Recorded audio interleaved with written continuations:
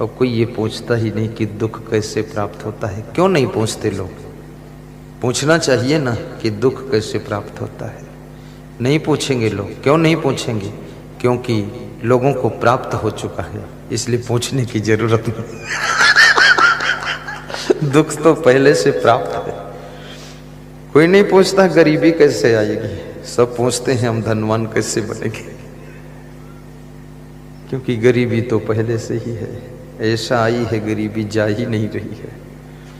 दुख भी इतना हो चुका है कि वो विदा ही नहीं हो रहा है, इसलिए हम कभी नहीं पूछते कि दुख कैसे मिलेगा। और जब तक इस जानकारी को तुम प्राप्त नहीं करोगे कि दुख कैसे मिलता है, दुख कैसे होता है, दुख कैसे आता है, दुख क्यों होता है, दुख का कारण क्या है, दुख कहां से आ जाता है, दुख क्यों आ जाता है, दुख कौन देता है, जब तक ये आपको पता नहीं चलेगा तब तक आपकी जिंदगी में दुख का आना बंद नहीं होगा।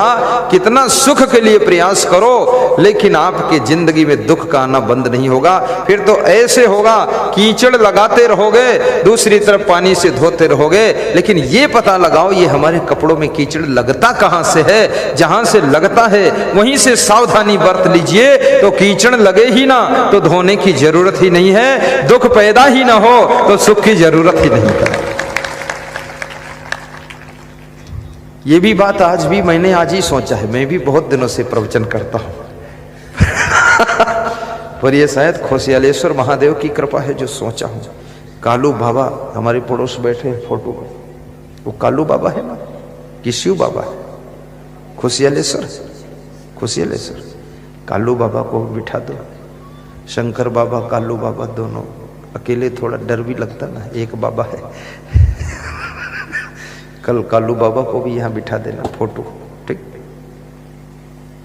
अखंड दीपक जल रहा है, दीप प्रज्वलन मैंने किया है। वो भक्त जी दीप लाए थे तो सोच रहे थे क्या करूं, कहाँ रखूं, कौन जलाएगा। मैंने कहा इधर लाओ, यहाँ रखो, मैं जलाऊंगा। फिर वहां रख दो, खोसियालेश्वर महादेव के पास में दीपक रख दो। संकोच लगता है, लेकिन फिर भी इस क्षेत्र के लोग समझदार हैं, काफी होशियार है लोग। बहुत अच्छा लगा मुझे, बहनों को देख रहा था आरती का दर्शन करा रही थी, इधर भाइयों को देख रहा था वो भी दर्शन करा रहे थे, 5-6 लोग इधर भी। और दर्शन जो कर रहे थे वे ऐसे आरती लेकर उसमें अपना दान भी अर्पित कर रहे थे। आरती का दर्शन मुफ्त में नहीं किया जाता है, आरती का दर्शन कुछ दक्षिणा भेंट करके किया जाता है। याद रखना, जब आरती की थाल में तुम कुछ अर्पित करते हो तो ये सृष्टि की प्रकृति जो है ऐसा प्रसन्न होकर आशीर्वाद देती है कि जो तुम्हारी मनोकामना है वो पूर्ण होने लग जाती है। इसलिए खाली हाथ ऐसे मत घुमाया करो, थोड़ा आरती में दान भी दिया करो, लेकिन कंजूस मन देना नहीं चाहता है। किसी किसी का मन तो ऐसा होता है कि थाली से कुछ निकाल कर अपनी जेब में रख लो। ऐसे भी लोग हैं। वो तो बहुत लोग देख रहे हैं, अगर कहीं आड़ में हो तो निकाल भी लेंगे। बहुत मन चंचल है। ई मन चंचल ई मन चोर, ई मन शुद्ध ठगहार, मन मन करते सुर नर मुनि चढ़े, मन के लक्ष्य द्वार। मन का बहुत बड़ा खेल है। जो विद्यार्थी मन को संभाल लेता है वो फर्स्ट डिवीजन और डिक्टेंशन मार्क लाता है। जो साधु मन को संभाल लेता है वो तपस्या में श्रेष्ठ स्थान प्राप्त करता है। जो नेता मन को संभाल लेता है वो फिर क्रोध, लोभ, अहंकार को जीतकर बहुत ऊंचे पद पर पहुंचता है। जो वैज्ञानिक मन को संभाल लेता है, मन की चंचलता को वश में करता है, वो वैज्ञानिक मोबाइल की खोज करता है, कैमरों की खोज करता है, चंद्रलोक जाने के लिए यान बनाता है। सारा खेल तो मन का है। तुम घर संभाल सकते हो लेकिन मन संभालना कठिन है। तुम पार्टी संभालते हो पर मन नहीं संभालता है।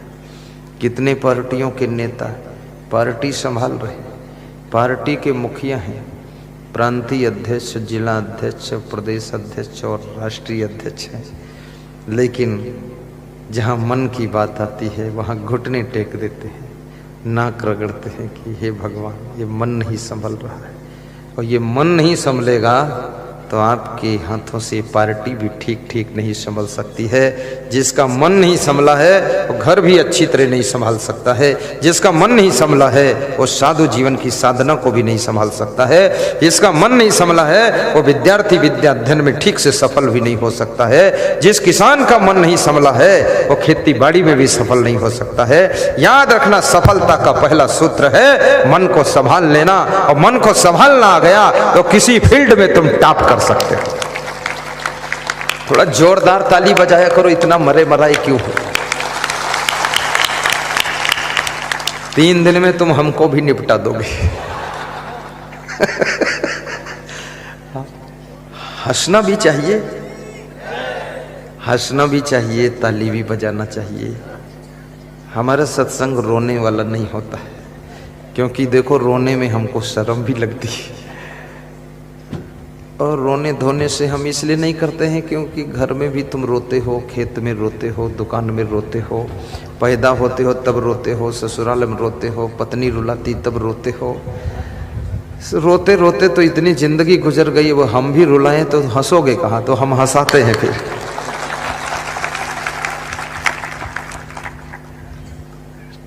ये ठीक है शैली की नहीं ठीक है? हाँ, अब हम भी रोना धोना शुरू करें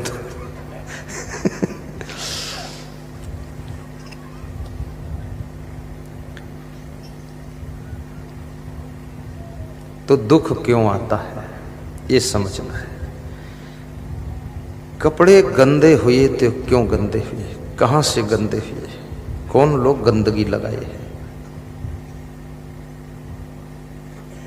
घर में चोरी हुई तो क्यों चोरी हुई, चोरों को गाली बात को दीजिए। आप ये सोचिए चोरी हुई कैसे, चोरी किस तरीके से हुई है, चोरी का मेथड क्या रहा है, चोरी का अंदाज क्या रहा है, चोर घुसा कैसे है और घुसा किधर से है और घुसाया किसने है और घर की खबर किसने दिया है, ये पता लगाइए। चोर को मत ढूंढो, ये ढूंढो क्या मैंने ताला नहीं लगाया था, क्या मैंने गेट नहीं बंद किया था, क्या मैंने आंगन की जाली नहीं डाली थी, आंगन खुला था, क्या मैंने छत की सीढ़ी का दरवाजा नहीं बंद किया था। चोर की गलती तो सेकंड नंबर पर बात को है, पहली गलती तो जिनके घर चोरी हुई है उन्हीं की गलती है। क्यों दरवाजा खोला रखा, क्यों सीढ़ी का दरवाजा बंद नहीं किया, क्यों ताला नहीं लगाया, क्यों आंगन में जाल नहीं डाला, क्यों आपने लापरवाही की। चोर तो गलती बात को किया है, पहली गलती आपकी लापरवाही से है। अगर आप अलर्ट रहते, सावधान, तो चोर के दम नहीं थी जो चोरी करता, तुम्हारे घर की परिक्रमा करके वापस चला जाता। कितनी महिलाओं की चैन खो जाती है, मेरे पास आती गला खुजलाते हुए, ऐसे ऐसे करती मेरी चैन खो गई। तो जब खो गई तो गला क्यों खुजला रही हो, गले में क्या ढूंढ रही हो। अब वो आधी पागल हो गई क्योंकि चैन गिर गई 10 तोला की, 5 तोला की। 1 तोला सोना कभी दान नहीं दिया और 10 तोला की गिरा के आई है। 10 रुपये दान नहीं दिया और 10 तोला की चैन खो गई है। दान नहीं दोगी तो चैन तो जाएगी ही।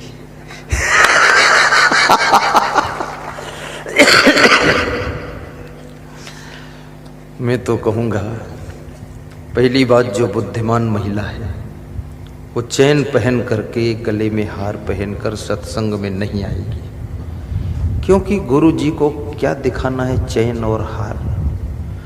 गुरु जी न चैन देखते, न हार देखते, न साड़ी देखते, न बाल देखते, न गाल देखते, और न किसी का मुंह देखते हैं, न टांग देखते हैं। तो क्या देखते गुरु जी? गुरु जी केवल आपका प्रेम और आपकी श्रद्धा और आपकी भक्ति को देखते हैं, और ये कुछ भी नहीं देखते।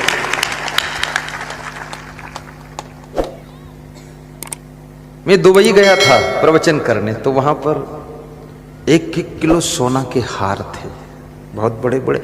यहाँ पहनो तो वो पेट की नाभि तक लटके, इतना बड़ा हार।